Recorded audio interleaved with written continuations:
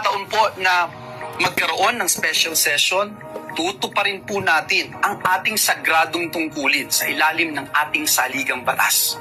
Naglabas ng Proclamation No. 1318 ngayon June 15, 2026, kung saan nagpapatawag ang Pangulo ng isang special session sa Kongreso para mapabilis ang aksyon sa mga panukalang batas na magpapatibay sa social protection, magpapalawak ng access sa edukasyon at healthcare, at magpapatuloy ang suporta sa mga kababayan nating mas nangangailangan. Nais din ng Pangulo na mapabilis ang pagbalangkas ng anti-political dynasty law. Nagsalita na po ang Pangulo. Get back to work.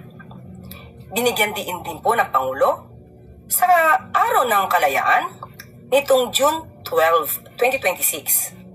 Ang sabi ng Pangulo, piliin ang ikabubuti ng bayan laban sa interes ng iilan. Huwag magpagapi sa pagpapaunlad ng sariling ambisyon. Manatiling tapat sa tungkulin, manatiling tapat sa konstitusyon, at manatiling tapat sa taong bayan. We will be there. We will be there.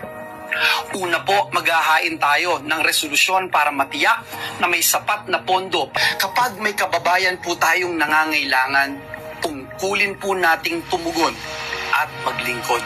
Kung bakit tayo ay dinala ng Diyos sa posisyon na ito. Tungkulin po nating protektahan ang ating institusyon at unahin ang kapakanan ng ating mga kababayan. Higit po sa lahat, patuloy po tayong maninindigan para sa Diyos at para sa bayan.